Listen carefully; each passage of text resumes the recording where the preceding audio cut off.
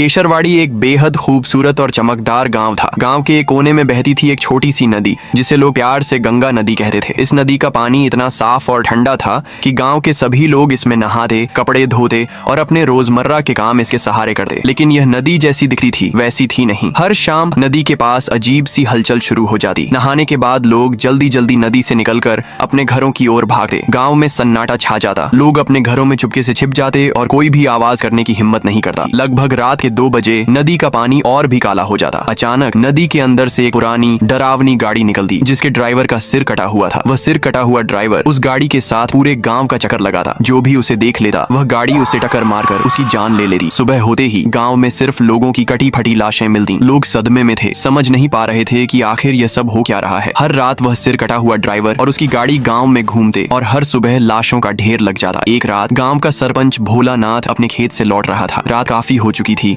और रास्ता पूरी तरह सुनसान था। तभी उसने सामने से उसी डरावनी गाड़ी को आते देखा। भोला घबरा गया और एक कोने में छिप गया। उसने गौर से देखा तो चौंक पड़ा। वह सिर कटा हुआ ड्राइवर और कोई नहीं, गांव का ही एक पुराना परिचित राय स्टार था। भोला को सब समझ आ गया। अगली सुबह भोलानाथ ने गांव में एक सभा बुलाई और सभी गांव वालों को राय स्टार की सच्चाई बताई। गांव वालों ने मिलकर एक तांत्रिक बाबा हका बका को बुलाने का फैसला किया। बाबा गांव आए और उन्होंने नदी के किनारे एक बड़ी पूजा शुरू की। बाबा ने राय स्टार की आत्मा को बुलाने की बहुत कोशिश की लेकिन वह नहीं आई। शाम ढल गई और लोग परेशान होने लगे। तभी अचानक आसमान काला पड़ गया और पूरा गांव कांपने लगा। लोग डर के मारे इधर उधर भागने लगे। लेकिन अचानक एक के बाद एक सभी की मौत हो गई। तभी एक तेज रोशनी चमकी और सिर कटा राय स्टार वहां प्रकट हुआ। उसने गुस्से में कहा, मुझे चाहिए बदला। भोलानाथ ने पूछा, कैसा बदला? तब राय स्टार ने अपनी कहानी सुनाई। कई साल पहले की बात है। मैं इस नदी के किनारे एक छोटी सी झोपड़ी में रहता था। मेरे पास एक नाव थी जिसके सहारे मैं गाँव वालों को नदी के इस पार से उस पार ले जाता था। जो भी नदी पार करना चाहता मेरे पास आता। धीरे धीरे मैं गाँव में मशहूर हो गया। लोग मेरे पास खड़े होकर मेरी तारीफ करते और मैं उन्हें देखकर बहुत खुश होता। मैं अपनी मेहनत से नदी पार करवाता और इससे मेरी कमाई भी अच्छी होने लगी। समय के साथ मैंने इतना पैसा कमा लिया कि मैंने एक बड़ा सा घर खरीदा,